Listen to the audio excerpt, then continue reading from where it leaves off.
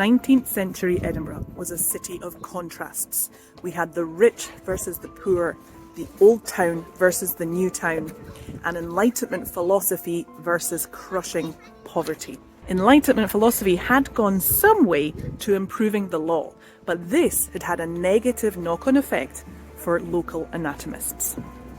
Because punishments weren't as severe, there weren't as many bodies to dissect. As we saw in last month's video, this need for bodies would have devastating consequences. Specifically, Scotland's most prolific serial killers, William Burke and William Hare.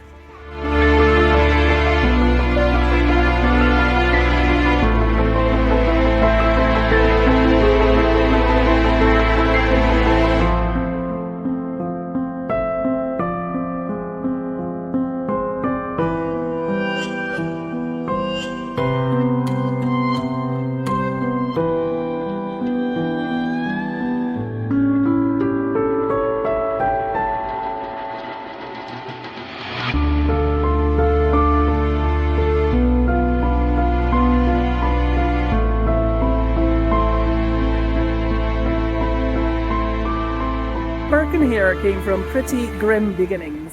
They were both Irish and met in Scotland when they were working on the building of the Union Canal. Burke had abandoned his wife and 2 children, and Hare was an escaped fugitive. He'd fled Ireland after killing his employer's horses in a fit of rage.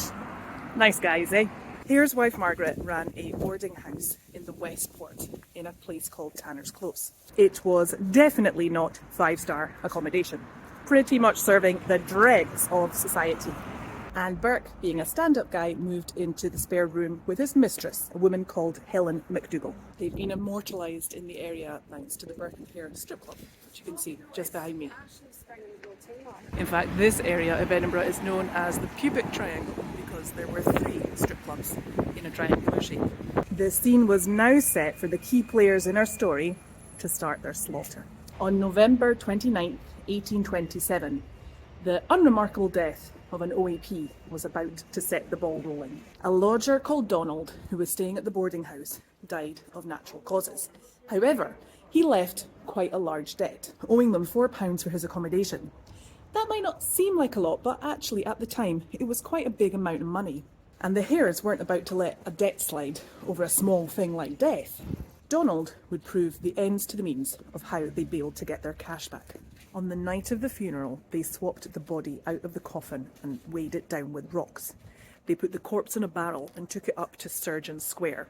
It doesn't exist anymore, but it was in this area that you can see here now. They came to find a doctor who would buy the body, and they found one. Leading anatomist of his day, Dr. John Knox.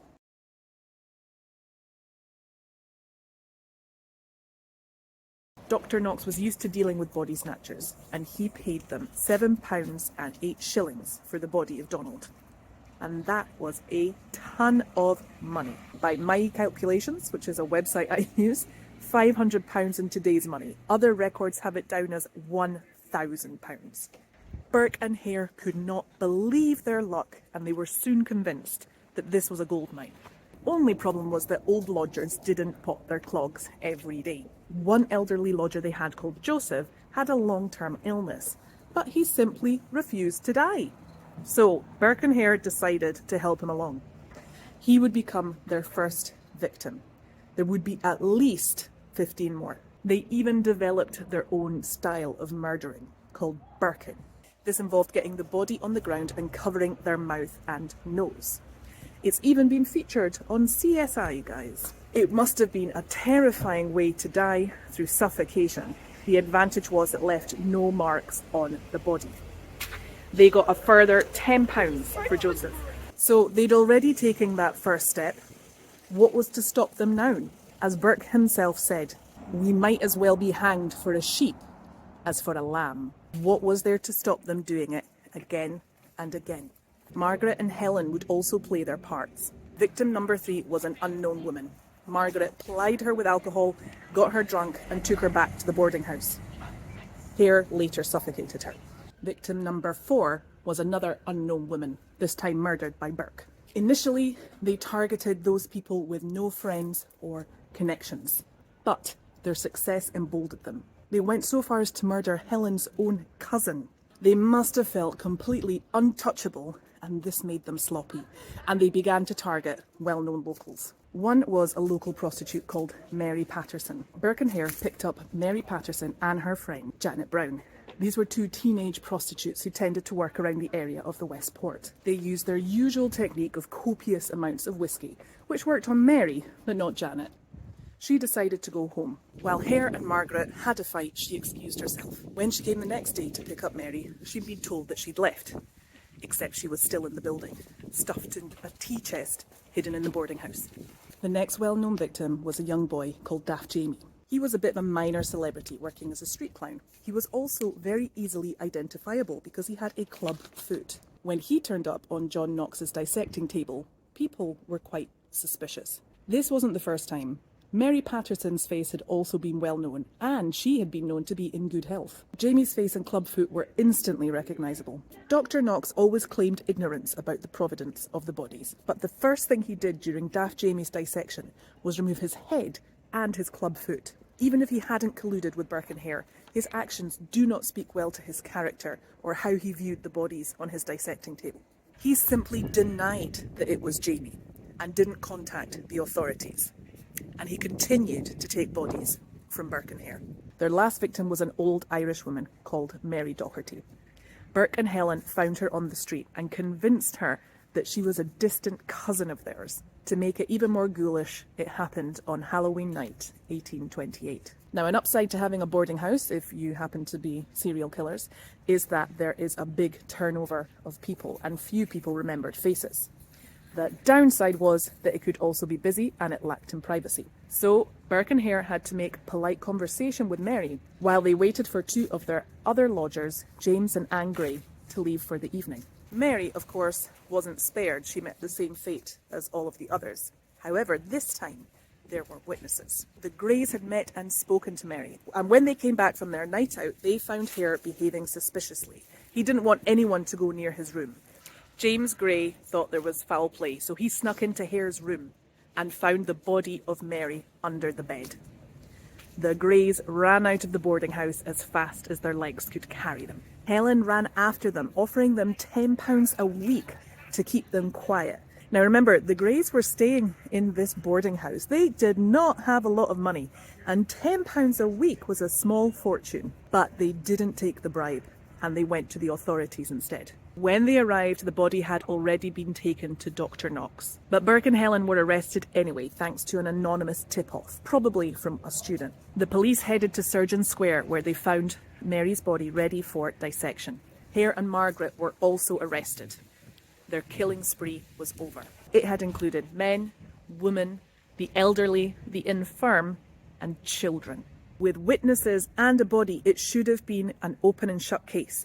But thanks to their Burking technique, it was hard to prove foul play. It was starting to look like they might actually get off scot-free. Burke had been identified as the most intelligent of the group, and if one person had to hang, they decided it should be him. They offered Hare immunity if he did something called turning king's evidence, which basically meant testifying against Burke. He jumped at the chance. In another bizarre date in the story, the trial took place on Christmas Eve 1828. Both Burke and MacDougall pleaded not guilty. The public interest in this trial was insane. There was people all over the place outside the courts. Both William Hare and his wife were witnesses against Burke, and there was no witnesses for the defence. Burke's advocate asked the jury to return a not guilty verdict, while MacDougall's asked them to return the very particular Scottish law verdict of not proven. The next day, on Christmas Day, the jury took less than an hour to come back with their decision. MacDougall was found not proven, but Burke was found guilty.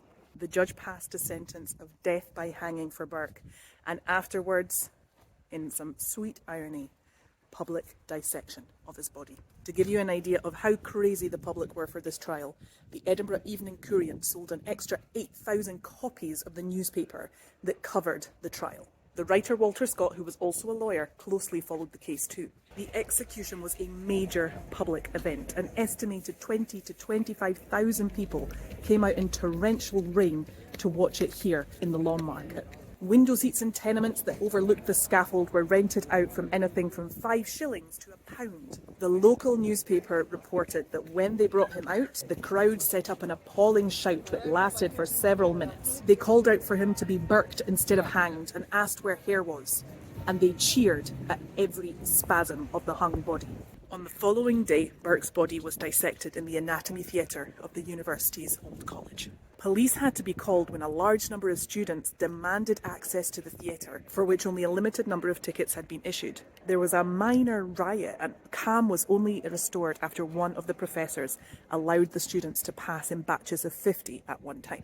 I think Walter Scott best summed up the public's reaction. The corpse of the murderer Burke is now lying in state in the college, in the anatomical class, and all the world flock to see him. Who is he who says we are not ill to please in our objects of curiosity? The strange means by which the wretch made money are scarce more disgusting than the eager curiosity with which the public have licked up all carrion details of this business. And people are still obsessed with the gory details. If you come to the Anatomy Museum in Edinburgh, you can still see the skeleton of Burke, as well as his life and death mask and the life mask of William Hare. You can also find a wallet made from Burke's skin. But what happened to the others? Margaret Hare and Helen McDougall both got verdicts of not proven. They were released, but then had to be taken directly into police custody so that the mob wouldn't attack them. The mob later attacked the police station. McDougall was run out of Stirling and Newcastle, and the last record we have of her was being handed over to the Durham authorities. Margaret Hare was reunited with her husband. The pair were hounded out of Dumfries, Carlisle, and finally Scarva in Northern Ireland. Popular myth has Hare being thrown into a lime pit and blinded and living the rest of his life as a beggar in London. The reality is they both probably changed their names and lay low. Dr. Knox got away with it. Although he wasn't directly involved in the murders, bear in mind that he was profiting from these dead bodies. He was charging people to come to his dissections. He wasn't involved in the dissection of William Burke. Ironically, it was a Dr. Munro who was the initial doctor Burke and Hare had tried to take the first body to.